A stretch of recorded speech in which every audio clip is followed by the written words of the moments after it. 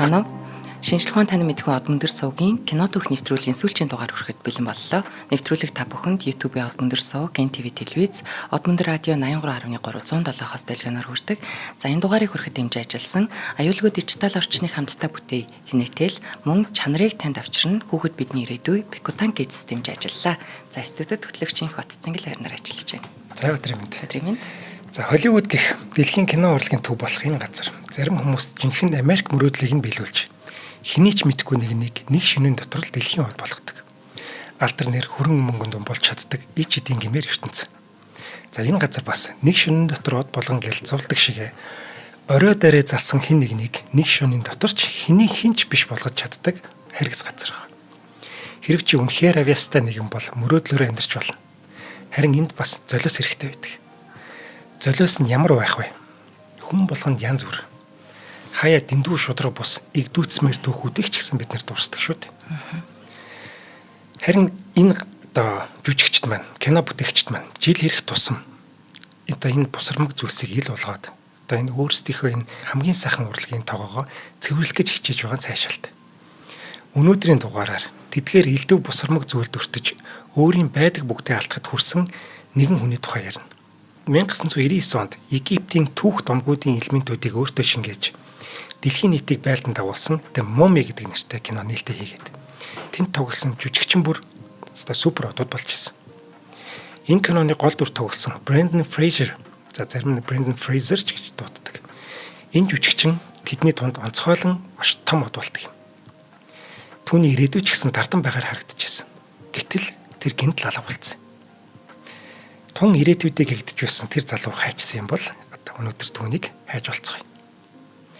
Brendan Fraser маань 1968 онд айлын баг хүү болж мэндэлсэн гинэ. Дээр 3 ахтай, айлын 4 хүү байна. За эдний гэр бүл урлагийн гихт бүр уусагч байхгүй гэнэ. Аав нь Канадын аялал жуулчлалын яамд ажилладаг байсан бол ээж нь зүгээр худалдаач юм байж. За аавынхны ажлаас болоод тэднийх газар сайгүй нүүдэг. Уг нь Канад гэр бүл боловч манай хүн бүр Индианаполис хот төрсөн гэхээр тэднийх яаж нүүдэг байсан харагдана. Тэд тэр төрсэн газараа ч өсөж том болоогүй. Олон газар нүүж, олон ч сургууль сольж байж.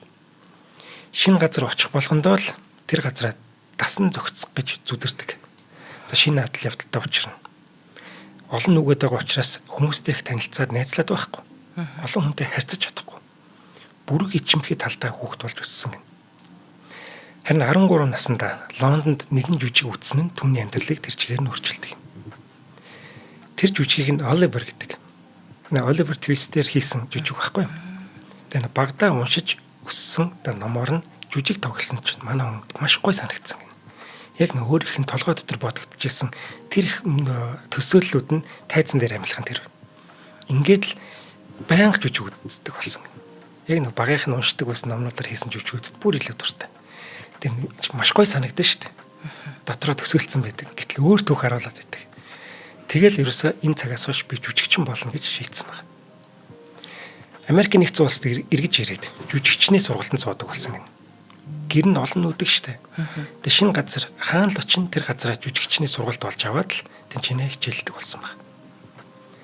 Ахлах сургуулаа төгсөөд мөн л урлагийн чиглэлийн коллежид дэлсэж орсон байдаг. Маш их хичээж суралцж байсан. Тэгээд хичээлийн хажуугаар судалдааны төвүүдэд жонглерчны ажилладаг. Ажиллах жоохот үзүүлбэр үзүүлдэг л тийм юм байхгүй зэрэгчин шиг. Ингэж халаасны мөнгө олдог гинэ. Харин түүний үлгэр жишээ авдаг хүн нь жүжигчин нь Ian McKellen байсан юм байна.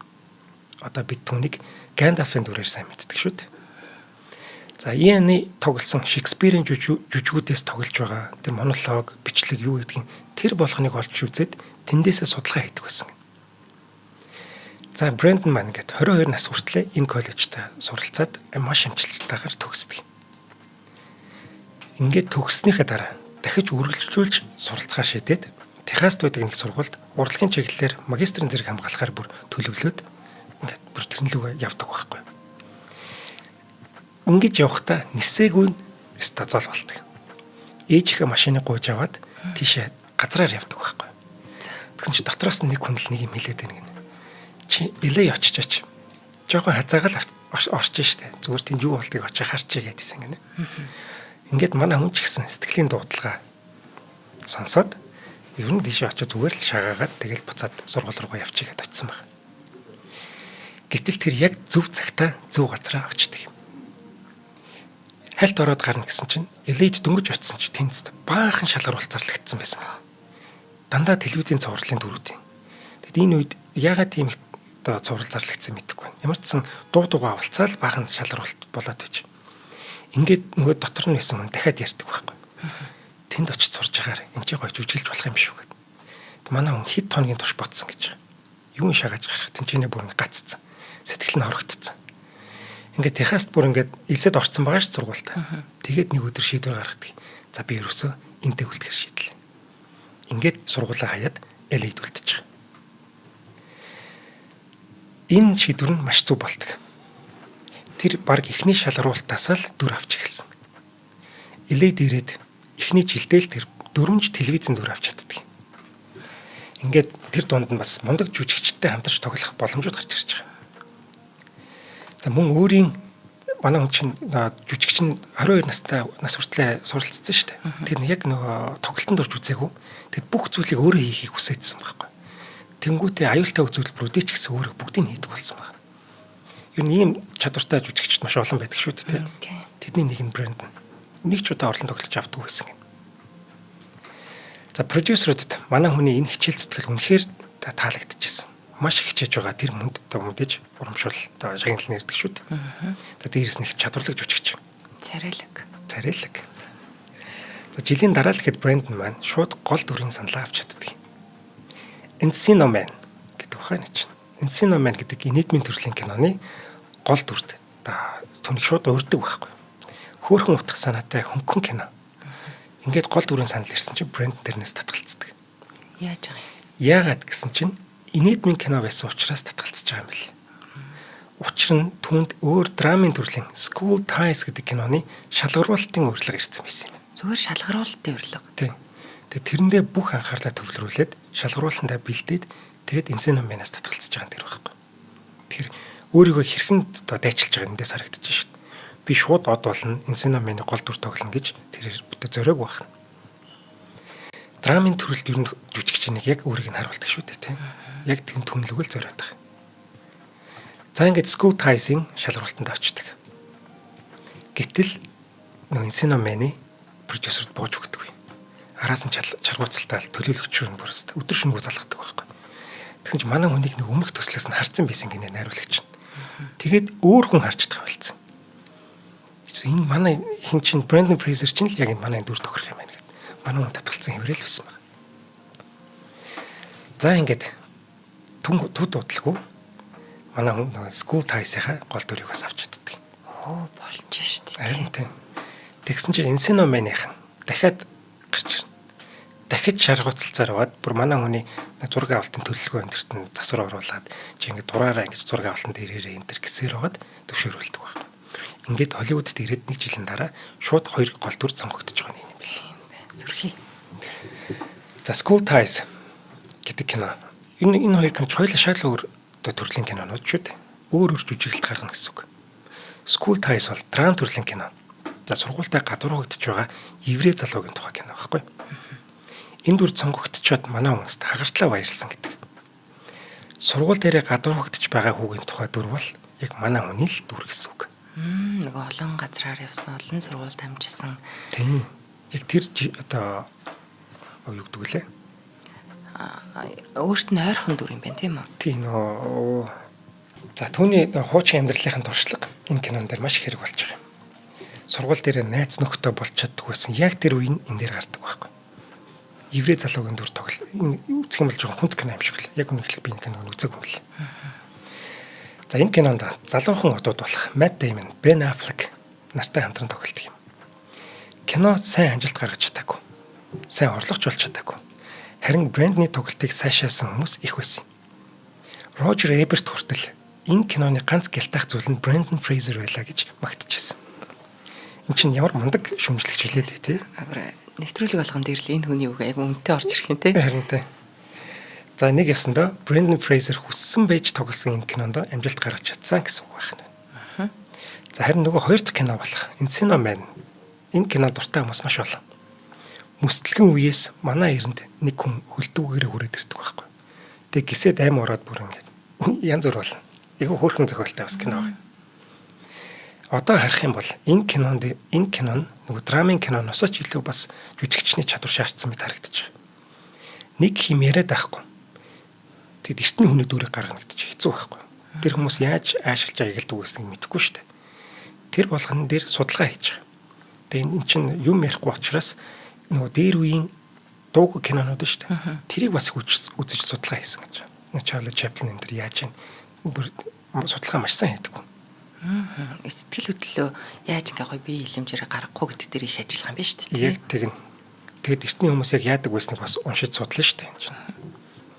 За иймдээ ч үзэгчдэд түүний тоглолт маш их таалагдсан. Энэ кино харин шүүмжлэгч таалагддаг. Ямар гачин юм хийцэн гэд найруулагч нь бүр газар дор болтол болдог. Үнэлгээ ч юм уу. Гэхдээ л үзэгчд өөр бодолтой байсан. Үнэхээр гоё хөөрхөн санаатай юм чинь. Үзэгчд дуртай байсан. Энсэно мэн харин маш их орлого олж чадсан. Ингээд Брэндон шууд л Холливуд данцтай нэгэн залуухан од болж хувирч байгаа. Гэхдээ нэг асуудал байсан. Үзэгчд болон продюсерууд манай хүнийг инедмийн жүжигч ингээд хараад исэн юм бэл. Иймдээ ч дараагийн кино төслүүд нь бүгд болсон болоогүй. Баахан инедмийн кино. Дандаа л нэг дүрээ гаргаад идэг. Typecast гэж үүдэг шүү дээ. Нэг дүрээ л гаргаад идэг. Тийм болчихж байгаа. Өө тэгэхээр жоохон жүжигчний хувьд хөгжлөг болж байгаа юм тий. Тийм. Уг нь өөрийгөө сормоор байдаг. Тийм шүү дээ. Гэтэл эх 2 жилд нь тэрээр 7 инедмийн кино тоглосон. Одоо ингэж бодно шүү дээ. Брэндон Фрейзер гингүүд нөгөө нэг инедмийн гарал гэж харж байгаа юм. За харин 1995 онд эцэст нэг юм түнд инедмийн бус нэг киноны санал ирдэг. The Passion of the Darkly Known гэдэг аимшигын төрлийн кино байна. Аимшигын дээр чинь бас л хүний чадвар харагдаж шүү дээ, тийм. Үзэгчид ч гэсэн одоо энэ кинонд ирэх манай хүний тоглолтыг магтаж өгнө. Кино гарсан даруйда шүүмжлэгчдээс маш муу гэдэг үнэлгээ аваад. Харин жил явах тусам энэ үнэлгээг улам сайжраад явдаг. Яагаад? Нэг өөрийнхөө цаг үед үнэлэгдэж чаддгүй зүйлс байдаг шүү дээ. Таны явах тусам ингээ хүлэн зөвшөөрөгдөөд. Тийм. Яг тийм кино болж хөрсөн байхгүй. 2014 онд за ямар саннаас гаргалаа нэг судалгаа гаргаад хамгийн дутуу үнэлэгдсэн шилдэг 10 киноны нэгээр энэ кино шалгарсан байдаг юм. Бүр энийг яг үзмээр санагч. Ямар сайн юм тий. Харин тийм. Ингээд ямар ч байсан дутуу үнэлэгдсэн ч гэсэн брэнд маань өөрийн хүссэн дүртэй энд тоглож чадчих. Энэ бас түүний даваа талыг харуулна. Энэ үед бас түүний амьдралд нэгэн чухал үйл явдал болсон. Тэрээр өөрийн ирээдүйн их нэртэйгээ танилцдаг гинэ. Энэ бүсгүүтэйгээ 5 жил үргэлжсэн эцэст хормоо хийгээд тэд 3 сайхан хүүгийн эцэг их болсон гэдэг. Эдний ген их мундаг юм аа. 4 хүү, 3 хүү гэж явчихсан тий. Дандаа гүнүүд гараад. Гэтэ мундагч гэж зүгээр нэг тал нь илүү давмгаалцсан л гэж хэлэх зөвхөлтэй байх тий. За хэдий аимшиг кинонд тоглоод өөрийнхөө чадварыг харуулсан ч гэсэн дахин инедмийн дүрүүд манай хүнийг хүлээсээр ирсээр байж өөртөө. Маш их инедмийн кино тоглосон. Харин тэдний дундаас 1997 онд гарсан George of the Jungle гэдэг энэ нэг кино түүнийг алдрын тавцанд нэг мөр дарахалдаг. Тарзан юм шиг нэг тийм сонин кино байдаг. Тэгсэн чинь өмнө нь бас гарч исэн юм байл л да. Дахиж энэ 97 он шинээр хийсэн юм билээ. Яг Тарзан шиг л нэг үйл явдал гараад байгаа. Манайх юу нэг киног их үзсэн байдаг та. Яг Тарзан юм ч тэгээд үйл явдал нь ч юу гэдэг вэ? Дотно. Танил. За хаа очиж үзчихье. За баярлалаа. Энэ киноны зураг авалтын үеэр хөгжилтэй мөн аимшигтай зүйлс маш олон болсон гэдэг. Брэндон мэдээж бүх аюултай үзүүлбэрээ өөрөө хийсэн. Нэг уянаас зүгдээд ингээ модноос модны хоорн гэж явдаг штеп. Мохоор тэрийг өөрөө хийгээд. Тэгсэн чи тэрнээс унаад бас өөх шахсан баг. Мөн олон ч амьтдыг зурганд ашиглаж байсан гинэ. Яг олон хэсэгт зарим ашиглаж байсан бол нэг сармагчин яг дүр өгөө тоглосон юм байна. Нөгөөдгөн ч уг нь гайгүй жүжиглээд байсан юм байна л та. Тэгсэн чинь нэг зураг эдэн дээр Брэндон ингээ юм шивнж байгаа юм шиг жүжиглэх хэрэгтэй байсан чинь нөгөө сармагч нь хилээ хийцэн гинэ чихрөө. Тэр амар сони юм шавх хил байдаг юм шиг бүр ингээд баг хингэргийн цавлах шахсан гэж байгаа байхгүй. Брэндон ч муухай ойрлоо явцсан. Сармагч нь нөгөөдгөөс нь цочоод бүр тэр хаваар зургийн талбай гэсэн бодлоо болгосон гэж. Сармагч нь одоо би жүжиглэхээ болио юм байлээ гэдэг. За би болчихлоо. Ингээд ямар ч гэсэн маш их адал явдалтай зураг авалт болсон кино маань нээлттэй хийгээд үзэгчдэд их таалагдаж 175 саяын орлого олж чаддаг юм байна. Энэ бол түүний тоглосон хамгийн өндөр урлагтай кинонд одоогоор тэргүүлж байгаа шүү. За хоёлаа ивент итгэжтэй. За тийм. За нэвтрүүлгийн хамтран ажиллагчаар чанарыг танд авчирна. Хүүхэд бидний ирээдүй. Хүүхэд бол бидний ирээдүй юм шүү. Пикотан Kids дэмжиж ажиллаж байгаа Ленус Мэд маань. За хүүхэд багчууд маань одоо яг амралт болоод хөдөө гадаа өвөө эмээ ах эгчүүд энэ лагерт гарт юм ингээд нэг юм хөөхөн хөрслөг болох үеуд дархлаагаа авах үеуд нь эхэлж байна. Өвөлдөө одоо эрүүл байхын тулд зундаа бид нар дархлаагийн сайн дэмжиж өгдөг. Тэгэхээр энэ үеэр витамины хэрэглээг бас орхигдуулж болохгүй. Хүүхэд багчуудын дархлааг дэмжих олон төрлийн амин дэмүүд ашигтай бактери эрдэс бодисыг нэг дор агуулсан. За тэгэл цаг нар хараад баахан юм өгөх шаардлагагүйгээр нийлмэл найрлагатай дөрвөн төрлийн пикотан хүүхдийн витаминыг Ленус Мэд санал болгож байгаа. Тэгэхээр ээж аауд маань хүүхдүүдтэй энэ зуны улиралдын дархлаа дэмжиж байгаа энэ улиралдаа одоо цагаан идэ за тэгээд нөгөө нэг хонь мал дээр гаргаа хөл нүцгэн явуулах гэдэг нэг юм бэлтаржуулахаас гадна витамины бас үгүй гэвэл юм нийлмэл найрлагатай энэ витаминыг сонгоорой. Мэдээж эмчийн завраар хэрэглэнэ. За бүх эмийн сангуудаар худалдаалагдж байгаа. Лавлахыг хүсэх юм бол 80 351 91 9934 9717 утасны дугаараас лавлаарай. Витамин N бити мартаарай. Яг энэ үед л дархлаагаа авч гэмээр өвлийг одоо өнтөд тавнаа. За баярлалаа. За George of the Jungle-ийн дараагийн кино төсөл нь магадгүй түүний одоо амьдралынхаа турш хүсэн хүлээсэн тэр төсөл нь байсан баг. Учир нь тэрээр өөрийн шүтэн нэг Ian McKellen-тэй хамтран тоглох боломжтой болдог. Өмнө нь энэ домогт жүжигчтэй хамтран ажиллах гэж олон жил мөрөөдөд бүр 2 жилийн өмнө түүний зохиолчоор нь ажилласан кинонд сонгон шалгаруулалтанд хүртэл ороод хасагдчихсан удаа байгаа юм байна. Харин тэр шалгаруулалт Ian-д хүчтэй сэтгэл үлдээсэн гэдэг. Ian McKellen манай Брэндонд бүр гараараа бичсэн захиа өгöd. Чамаг энэ төсөл сонгогдож чадаагүй үнэхээр харамсаж байна. Ирээдүйд бид хоёрт боломж гарах байхаа гэд бүр сэтгэлийн тайвшруулж ирсэн юм байна. Ингээд 2 жилийн дараа тэр одоо хэлсэн ёсоор нь болж энэ хоёр хамтдаа нэг кино тоглолтыг. Кино шүүмжлэгчдээс энэ кино маш өндөр үнэлгээ авдаг. Оскараас шилдэг кино зохиолын шагнал хүртэл авсан. Маш мундаг бүтээл болж байгаа. Харин хүн үзээгүй. Үзэгчд үзээгүй. Алдагдaltaд орсон. Кино зохиол мундаг байх дуу да. Харин тийм. За. Энэ нөгөө маркетингийн алдаа энэ бас зөндөө юмнууд дурддаг шүү дээ. Хэдийн алдагдaltaд орсон ч гэсэн брендний тоглолтыг харин магтаад л байгаа. Ер нь бол муулсан тохиолдол одоохондоо гараагүй. Энэ киноны дараа түүний тоглосон кинонуудаас үзэгчдийн хамгийн хайртай кинонуудын нэг болох Blast from the Past гэдэг кино нээлттэй байна. Шүүмжлэгчд ягаад ч юм кинонд айгуу дургүй байдаг. Үзэгчд бол дуртай. За ядчил би дуртай. За. Бас санаа нэг хөөрхөн байхгүй. Хүүтэн дайны үед нэг цөмийн дайн болно гэл Америкоос хойч бөө юм болдог байсан байхгүй. Гэсэн чинь Америкт нэг тийм паранои гэр бүл энэ эдний аав ээж хоёр байхгүй юу. Хүүтэн дайн болчвол яана, цөмийн дайн болчвол яана гэд байшин доороо газар ухаад ари хашаанд очлоо. Тэ нүг нуугч хийцэн байхгүй. Panic roomтэй. Тэнчэнэ хэдэн жил амьдэрдэг вэ? 30 жил амьдарчаад гарч ирдэг байхгүй юу? Гардгүй хүүхдээ гаргадаг. Тэгсэн чинь хүүхдээ юу болж байна гэсэн чинь. Зүгээр л бид нэр байж байгаа штэ.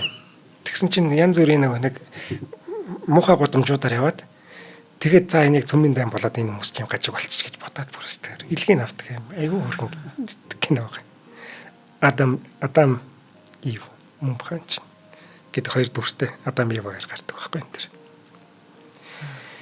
За ингээд ямар ч байсан түүний нэр хүнд ингээд дахин өсөөл байгаа. Энэ Blast from the Past-ыг үзчихээрэй. Хөрөнгө кино шүү. Хэдийн нэр хүнд нь өссөн ч гэсэн манай хүн өөрийн хүссэн дөрөө авч чадахгүй. За чадсан ч гэсэн олигтой амжилт үзүүлэхгүй. Түүний зам нь ер нь дундаж жүжигчин болохоор л ингээд яг яваад байгаа юм одоо. Гэхдээ хувь тавилан арай өөр юм бодож ирсэн юм.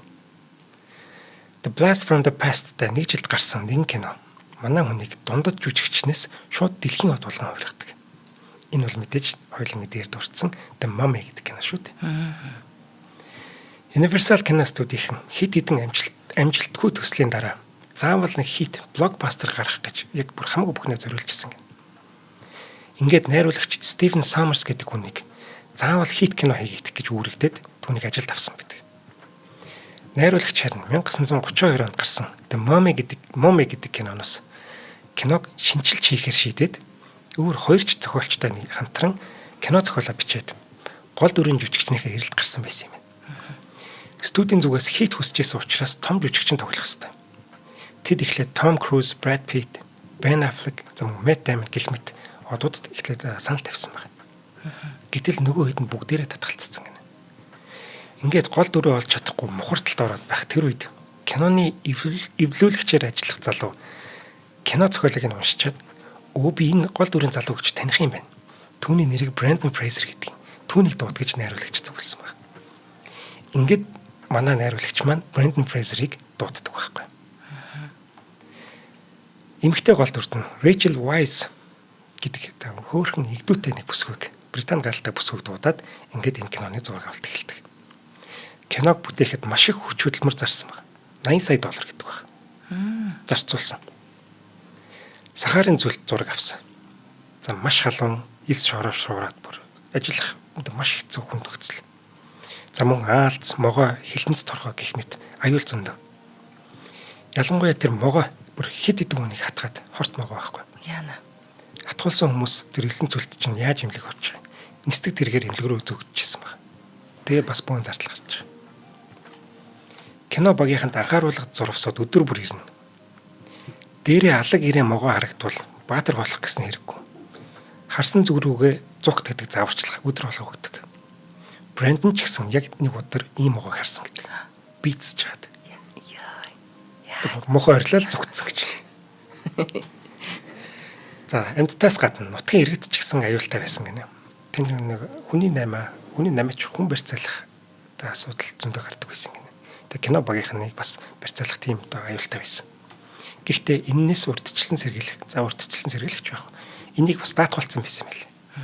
Хүн хэрвээ барьцаалагдах юм бол тэр мөнгөний нэгж байгаа мөнгөний даатгалын компани төлнө гэдэг л байсан болов. Гэхдээ ийм гэрээ хийж байгаагаа жүжигчтэй хэлээг өгсөн. Тэгээ оч тоглохоо болчих шүү дээ. Гэртээ ирснийгээ дараа хэлсэн гэж л. Тэгээ айгүй өндөр үнээр татуулсан багт тийм кино толд тэгж л тэр хүмүүс идэгч нэхээ билээ дээ. Тийм шүү дээ. За Брэндон энэ кинонд ч гэсэн бүх аюултай үзүүлбэрүүдээ өөрөө хийсэн. Гэтэл бас үхэх шахсан гэнэ. Ингээд дүүжлэгддэг байхгүй юу? Дүүжлөөрөөс. Тэг чи хамгийн сүүлийн удаа тоглох гэсэн чинь жинхнээсээ дүүжлэгдээд тэгэд бүр бас баларч исэн юм бэл. Ер нь гэмтэх иймэрхүү жүжигчд гэмтэх бэртэх тохиолдол зөндөө байдаг. Нөгөө хин Шарлиз Терон ч яалаа та бас л зөндөө юм болж байна тийм. Манай хүн ч гэсэн олон ч удаа үхлийн ирмэг дээр ирээд гэмтэж бэртчихсэн байна. Тэдгээр гэмтлүүд нь тухайн үедээ л аюулгүй өнгөрч идэгчсэн мэт харагдчихсан боловч зарим нэг нь сүулт сэтрээд бас асуудал тарж эхэлдэг. За Mommy гэдэг энэ кино дэлхийд даяар маш алдартай болоод за баг Cult Mark-ийн кино болдог. Үзээгүй хүн баг үгүй баг. Үүнийг дагаад бид ч гэсэн Brendan Fraser гэдэг ийм хөгжилтэй сайхан жүжигчин одоо байгааг олж мэдсэн. Кино 80 саяар хийгдээд 410 саяын орлого олж чаддаг. Мөн үзэгчдийн хамгийн хайртай кинонуудын нэг болоод түүний дүрч гэсэн Холливуудд өөрийгөө тамгалж чадсан юм. Яг түүнтэй адилхан хувцлаад явж байгаа хүнийг Rick O'Connell байна гэж шууд таних шүү дээ. Харин жүжигчин маань хэдий дэлхийн од болж чадсан ч гэсэн инээдмийн дөрүүд түүнээс салахгүй хэвээр.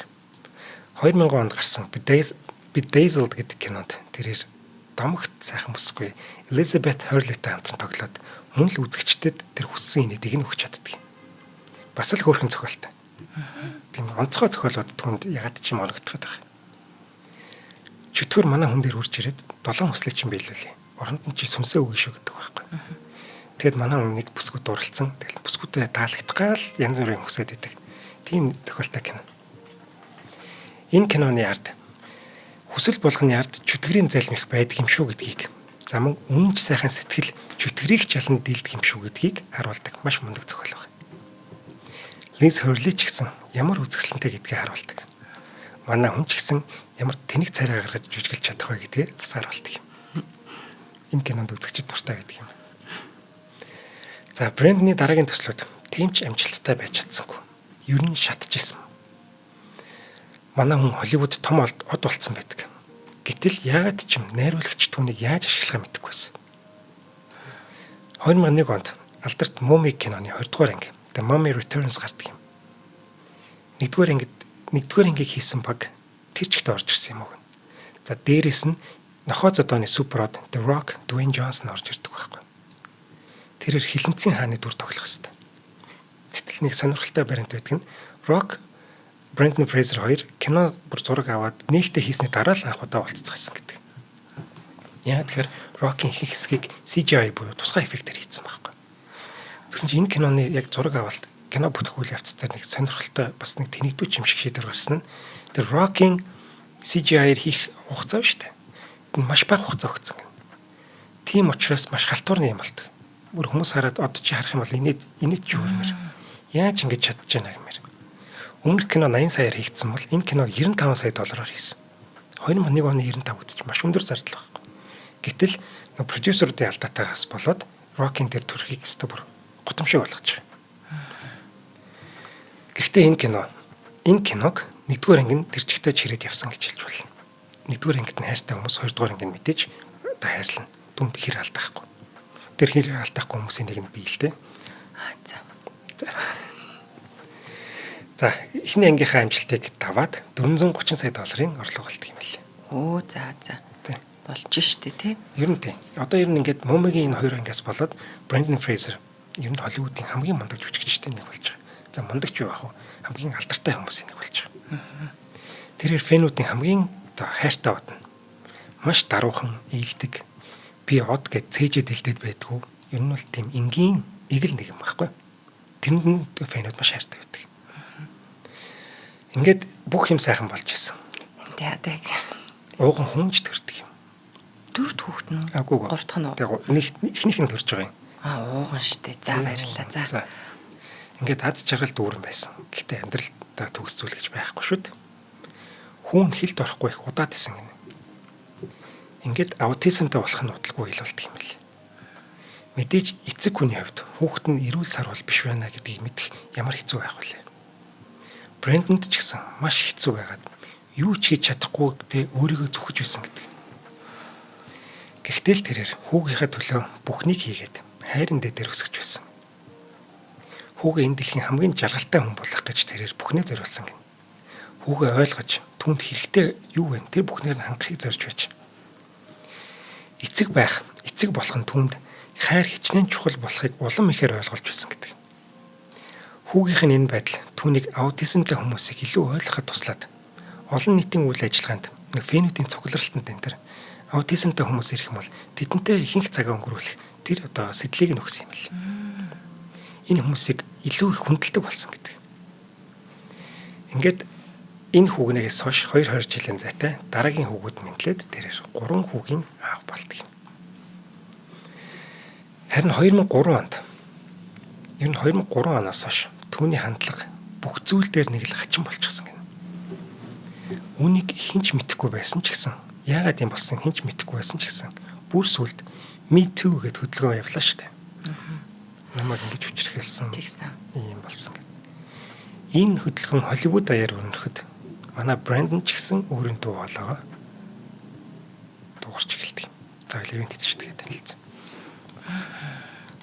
За нэвтрүүлгийн хамтран ажиллагчаар аюулгүй дижитал орчныг хамтдаа бүтээй Innovation дэмжиж ажиллаж байгаа. Тэгэхээр эднийх хэрэглэгч олон нийтийн дижитал мэдлэгийг нэмэгдүүлэх, цахим орчны эрсдлээс өртөлн сэргийлэх зорилготойгоор үлгэртэл байдаг гэдэг ийм компанид ажлыг өрнүүлээд байгаа. За энэ нь юу юм бэ гэхээр одоо цахим залиланд өртөх, дээрэс нь та мөнгөө одоо маш хурдан хугацаанд өсгөө даваарай, хялбар аргаар мөнгөтэй болооройч гэдэг юм уу. Энэ мэтийн цахим залиланд өртөхгүй байгаасаа гэсэндээ одоо бидний маш сайн мэдих хүлэгрийн түүхүүдээр дамжуулаад бидэнд иймэрхүү зүйл үлгэртэл байдаг шүү гэж нөлөөллийн айныг зарлаж байгаамаа.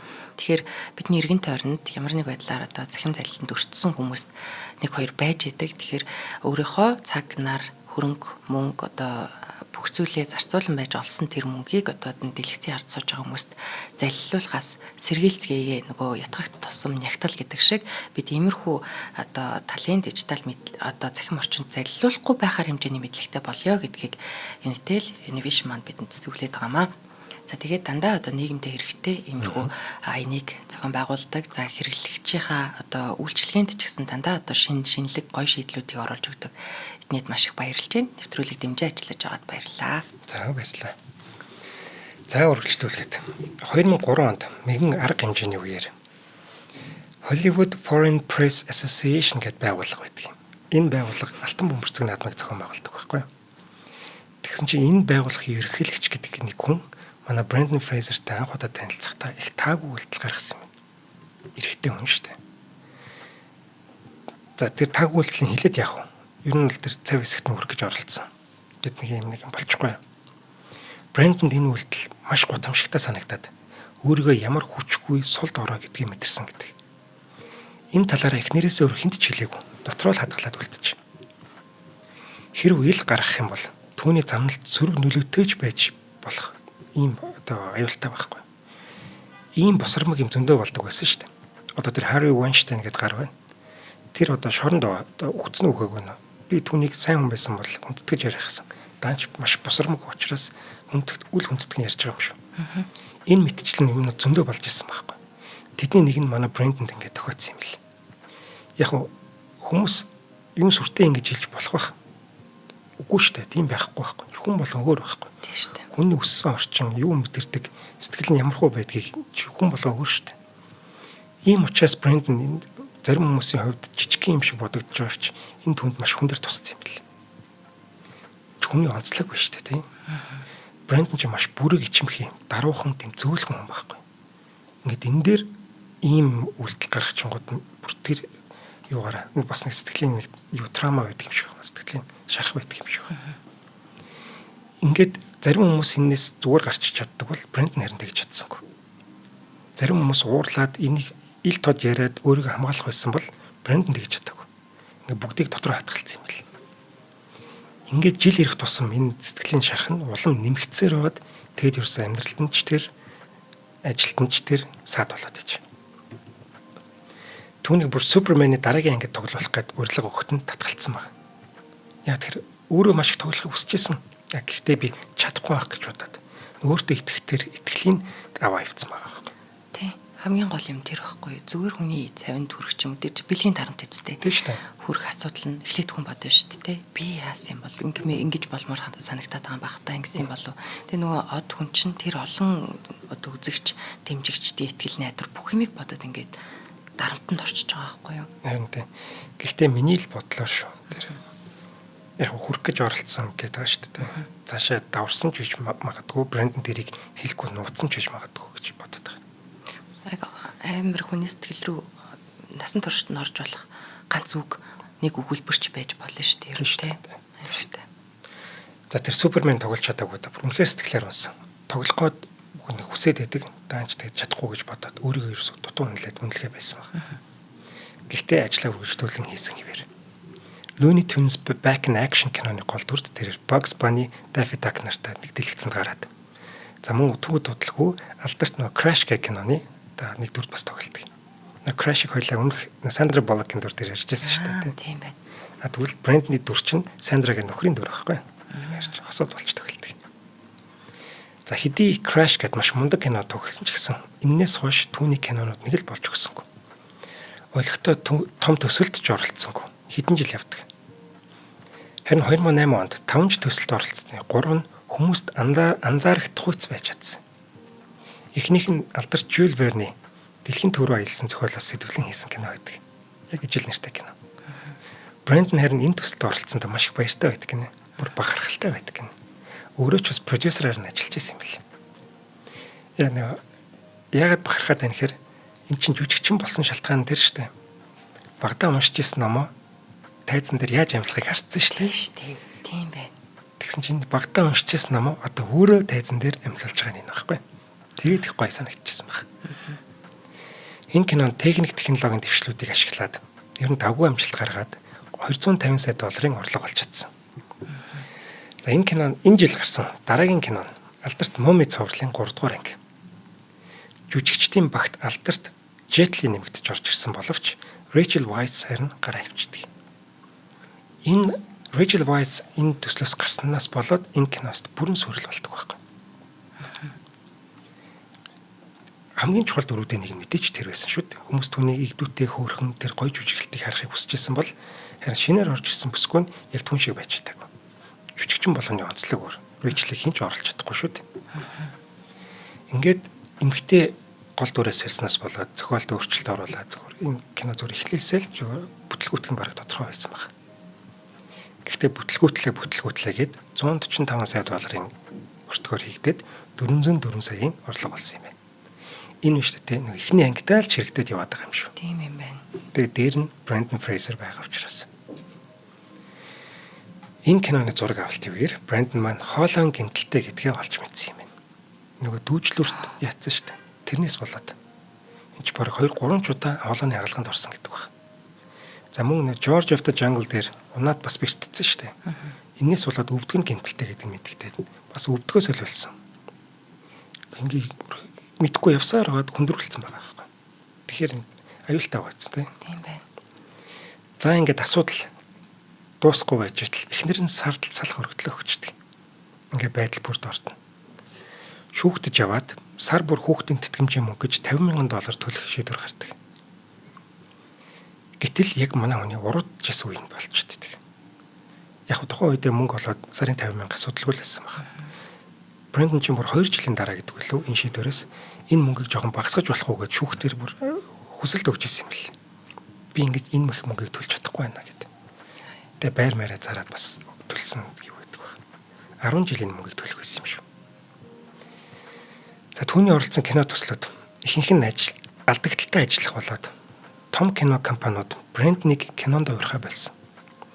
Яг юу буруу болцсон юм бүү мэд. Нэг л өдөр түүний утас дуурхай болчихсон.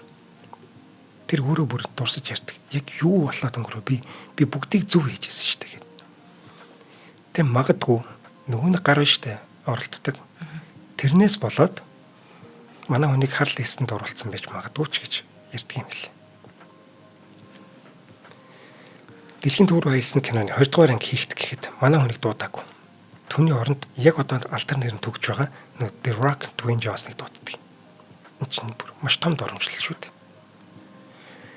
Brendan хөрхий одоо ямар ч санал ирсэн тоглоход бэлэн. Гэтэл кинонд өртгөө. Телевизийн хэд хэдэн цуврал харин түүнийг тоосон баг. Хөрхий амьдрах мөнгөний залгуулж байгаа. Хэд хэдэн цуврал дүр бүтээгээд тэдгээр нь ч гавьсан юм байхгүй. Дөнгөж саяхан л хаасаагүй дурддагч байсан Brendan Fraser гэдэг нэр одоо хаач сонсогдохгүй. Олон жилийн дараа 2016 онд тэрээр анх удаага ярилцлага өгдөг гинэ. Бараг 10 жил ярилцлага өгдөг лөө. Энэ ярилцлага дээр өмнөх шигээ хөгжилтэй сайхан хүн гарч ирээгүй. Хоолой нь гарахгүй, олигтойч ярьж чадахгүй. Над чиг ингэ шивнж ярьдаг болцсон байсан. Юу гэж хүн яг сонсож байгаа. Фэнүүд нь харин түүнийг хараад эрүүл мэндийн асуудал нь хүндэрсэн байна гэж таамаглаж ирсэн юм байна. Хоолойны асуудал итэр нөө. Тийм. За. Гэтэл жинхэнэ шалтгаан нь хэдхэн хоногийн өмнө ээж нь бурхан болцсон байсан юм байна. Гэтэл гэрээний дагуу оролцож буй төслөөс сурталчилж ярилцлага өгөх хэрэгтэй байдаг. Хэдхэн хоногийн өмнө ээжийг оршуулсан байгаа шүү дээ. Энэ ярилцлагыг тэрээр арай гэж даван туулсан нь энэ байсан юм байна. Эхнэр нь салцсан. Ажил нь ч бүтэхгүй, санхүүгийн хувьд маш хүнд байдалтай. Тэгэд ээж нь ингээд нас барцсан. Ер нь тэр үнэхээр амьдрал цөхөрч исэн үе байхгүй. Одоо түүний хувьд ганц гэрэлгээг нь хүүхдүүд нь л байгаа. Хүүхдүүдээ бодоод тэр бүх асуудлыг даван туулаад цалин багтаа ч гэсэн ажиллаа хийгээд энэ ярилцлаганд ирж байгаа нь тэр юм байна. Хэрвээ энд ирэхгүй бол бараг цалиныг нөхгүй ч гэдэг гэрээ байж магадгүй шүү дээ. Brendan том байраа зараад хотын захад жижигхэн байранд амар жимээр амьдардаг болсон.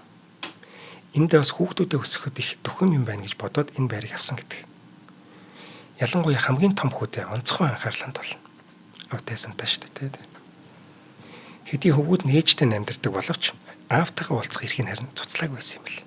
Тийм ч учраас хөвгүүд нь хүссэн үедээ аав дээрээ ирж хамтдаа байдаг байсан юм. Хэрвээ тэр хүүхдүүдтэйгээ уулзах эрхийг насцсан байсан бол юу болохыг мэдэхгүй тийм. Тийм. Ганц аврал нь энэ байгаа шүү дээ. Brendan бүр яг хүүхдүүдийнхээ төлөөлөл хичээжсэн юм байна. Олон жил телевизийн цуврал тогссны дараа тэрээр 2019 онд харин над болж хоёрч өргөн дэлгэцийн кинонд тоглох урилга ирсэн. The Poison Rose гэдэг кинонд тэрээр алдарт John Travolta, Morgan Freeman хоёртой хамтран тоглодог. Гэхдээ энэ киног үзсэн хүн авар. Яг тэгвэл маш муу кино болсон баг. Харин энэ үедээ тэрээр Doom Patrol гэдэг цувралд Robot Man гэдэг супер баатрын дүр тоглодог. Энэ нь л нэг цорын ганц түүнийг одоо аварж исэн нэг төсөл гэж хэлж болно. Тэрээр нь хаасайгүй ажил хайжсэн гэнэ. Бразилд хүртэл очиж жижигхэн хямдхан киноны жижигхэн дүр тоглож байсан баг. Бид Бразил кино гэж мэддэг үлээ. Яста тэгвэл аргаа орсон юм байна. Яг тийм. Гэхдээ тэрээр хичээсэн хэвээр яваад байгаа. Үргэлжлүүлэн хөдөлмөрлсөөр байгаа. Тийм ч учраас энэ хичээл зүтгэл түнд бас шагналаагүй. Найруулагч Даррен Аронофски гэдэг найруулагч байдаг юм. Энэ хүн дараагийн кино төсөлтөд жүжигчин хайж сүүлийн 10 жилийг зарцуулаад байж. Ерөөсөө тохирхон болтохгүй. Гэтэл яаж яваад юм бүүмэд? Бразилийн нэг киноны трейлерыг очиод үзчихэж гинэ. Зүгээр танилцуулга видео шүү дээ. Тэгсэн чинь тэнд Brendan Fraser цухас гараад өнгөрсөн. Яг нөгөө өөрийнх нь хүсэжсэн дүр байгаад байгаа. Тэгсэн чинь Даррен нөгөө киног нь олж үзээд тэгсэн чинь тэр кинон дээр өөрийнх нь сүүлийн 10 жил хайжсэн тэр хүн явж идэг. Энэ Brendan Fraser байхгүй. Даррен Аронофски Бренднийг мэддэг л болохоос биш. Тогсон кинонуудыг нь Мумигээс өөр киног нь ерөөсөө үзээгүй байсан юм бэл. Мумиг нь ч олигтой тогтож үзээгүй. Ингээд шин төсөлтөө яг тохирох нөгөө Brendan Fraser-ыг шалгаруултандаа дуудсан. Хэдий яг тохироод байгаа ч гэлээ. Холливуудаас олон жил хүндэрсэн хүнийг шууд гол дүрүүгээ тоглуулна гэдэг бол маш том эрсдэл шүү дээ. Тийм учраас гол дүрийн жүжигчнээ гол дүрийн эмэгтэй тэр охинд тоглох бүсгүйг тэг гуруулаа суужгаад яг гой тоглолт хийсэн гэдэг юм л шалгаруултана. Тэгэд Бренданд энд гол дүрээ өгдөг. Манай хүн ч гэсэн хариугаа сонсгож нэлээд хэмээсэн гэдэг. Аргагүй шүү дээ. Энд чинь баг хамгийн сүүлийн боломжтой ч гэж мэдэх юм. Тийм шүү дээ. Дүрдээ маш сайн бэлдсэн. Бүр төгс бэлдсэн. Маш хүнд чинтэй хүн хэрхэн хөдлөх талаар судалж байсан. Бүжиг дэглэгч нартай уулзж байсан гэдэг баг. Энэ хүн чинтэй хүн яаж хөдлөх бол гэдэг. Нөгөө хэд нь бас ингэж хөдлөнө гэдэг бүжигч хүмүүс өөр шүү дээ, тийм. Тэгэхэд ийм хүнд та чинтэй хүний сэтгэл зүй ямар байх талаар ч гэсэн их судалсан. Тэгээд жин дээр нэмэгдээд энэ хүний асуудлууд энэ хүнд яаж нөлөөлөх бол гэдгийг маш сайн бодож судалсан юм билээ. Энэ дүртэй маш их хайрлаж, маш их хайрлаж ойлгож бэлдсэн. Өдөрт 4 цагийг дүр хувиргалтын сандал дээр өнгөрүүлнэ. Тэгээд хамгийн гол нь бүр өөрийнх нь хэлснээр хамгийн гол нь би энэ дүрээ маш сайн ойлгох хэрэгтэй байсан гэдэг. Өнгөрсөн алдаандаа өөрийгөө буруутгаж, өөрийгөө шийтгэж байгаа тэр дүр. Тэгээд алдаагаа засгаж, үр хүүхдтэйгээ буцаад ойртох гэж байгаа тэр аргаа ядсан тэр хүний дүрийг гаргах гэж би бүгдийг маш сайн ойлгох хэрэгтэй байсан гэдэг. Нэг ёсондоо Брендон өөрийнхөө дүр тоглосон юм. Тэр нэг сэтгэлийн хатхуу тэр нэгэн залуу шүү дээ. Зөвлөгөн дүлгөөн тэр нэгэн залуу. Тиймдээ чин дүрээ тэрээр төгс гаргадаг. Whale гэдэг кино байхгүй юу? The Whale. Маш хүнд кино. Тэр яг нэг охиндоо хандж нэг үг гэлдэг байхгүй юу? Тэр хэсэг бол бүр гайхамшиг гэж хэлж байна. Энэ кино нээлттэй хийгээд л маш их амжилтыг дагуулна. Шүүмжлэгчид магтах үгээ олж чадсан байсан. Найруулагч Даррен Аронофски манай хүний талаар гол дүрийн жүжигчин хүн хизээд л гол дүрийн жүжигчин байдгиймаа гэж магтан хэлсэн байдаг. Киног Венецийн олон улсын кино наадам дээр нээлттэй нээсэн юм байна. Ингээд киногоо үзэж дууссаны дараа зааланд байсан бүх хүмүүс хөл дээрээ босоод Brendan Fraser-т 6 минутын турш тасралтгүй болгоод ташин баяр хүргэсэн гэдэг. Энэ танхимд Brendan дахин төрсөн. Танхим дүрэн үзэгчд түнд баяр хүргэхэд тэрээр нулимсаа нууж чадаагүй. Өөрийг нь гэсэн тэр олон хүнийг хараад сэтгэл нь хөдлөөд хөл дээрээ арай гэж тогтчихсон. Бүр яаж зогсгооч мэдэхгүй байсан. Гэхдээ тэрээр удалгүй дахин уран зориг дүрэн эрч хүчтэй, өөртөө ихтэй тэр Мумигийн баатар болон хувирдаг юм. Whale кинонд бүхнээ зориулсны цорын ганц шагнал нь энэ биш байж. Хэдхэн сарын дараа гэртээ унтчихсэн чинь унтлагын өрөөний хаалгыг нь хүүгүүд нь тогшиж байна гинэ. Брендон хаалгаа онгойлгосон чинь хүүгүүд нь шаар бэлуу барьцсан. Аавда анх удаа Оскарын наадмын шилдэг эрэгтэй төрөлд нэр дэвшсэн мэдээг нь дуулгадаг юм. Йоо хизаа. Энэ үед түүний дотор юу бодож ирснийг таамаглах амархан байх. Тэр хүүгүүдийнхээ өмнө бахархалт аав болсондоо хамгийн их баяртай байсан болов. Мөн мэдээж жүжигчин хүний хүн бүрийн мөрөөдөл болсон Оскар нэр дэвшсэндээ хязгааргүй их баяртай байсан болов. Ингээд 2023 оны 3 сарын 12-ны өдөр саяхан л өөрийнх нь нэрийг мартчихсан байсан Холливуудын хамгийн том тайз болох Оскарын шагнал гартуулах ёслолд өөрийн хөвгүүдийг мөн өөрийн найз бүсгүйгээ дагуулan оролцдог. Брэндонтэй хамт Остон Батлер, Элвисийн дүрээрээ Колин Фаррелл бас за Билл Nye гэх мэт шилдэгүүд өрсөлдөж байгаа. Ингээд шилдэг эрэгтэй дүрийн гол дүрийн ялагчийг жүжигчин Хайли Берри, Джессика Честейн хоёр хамтраад Брэндон Фрейзер гэж зарладаг юм. Кино сонирхогчд дэлхийн нийтээрээ Брэндоны өмнөөс баярлсан баг. Брэндон ч цочролд орсон мэт итгэж өгөхгүй байгаа харагддаг. Тэрээр зэрэгэлдээ ертөнцид л ингэж мэдрэгддэг байх гэж баярын үгээ эхэлдэг.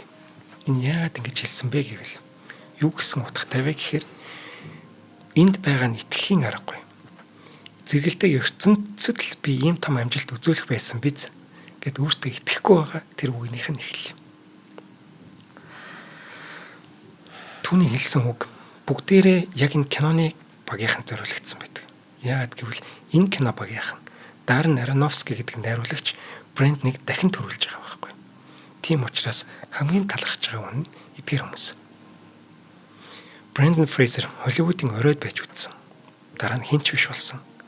Харин өөрийн хичээл зүтгэлээр мөн өөрийнхөө хайраар дахин амьлж байгаа нь энэ байж. Энэ цагаас хойш тэрээр маш олон кино төсөлд оролцож байгаа. За тун удахгүй Муми киноны 4-р анги нээлттэй их болно. Энэ удаад киноны анхны хувилбарын бүх жүжигчид иргэн ирнэ. Рэйчел ч эргэж ирнэ.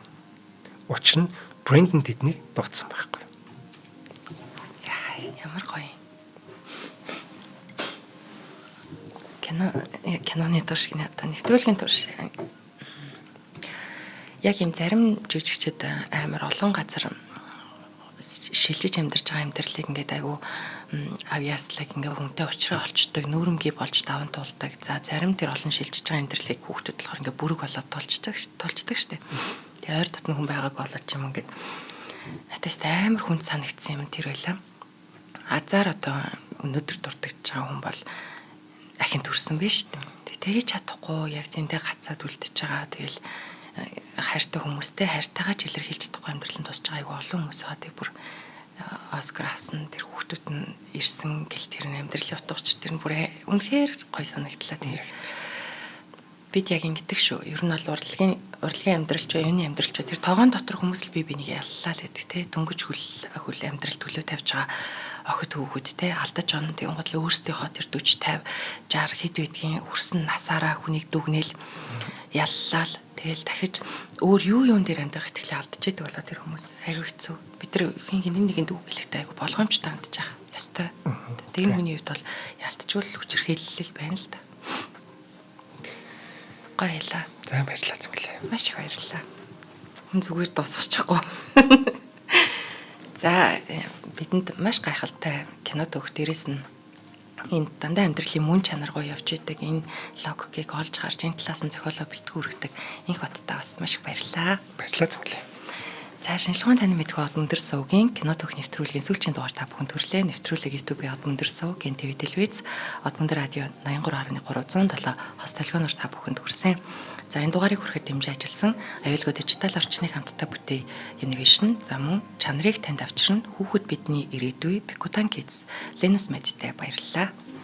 За бай.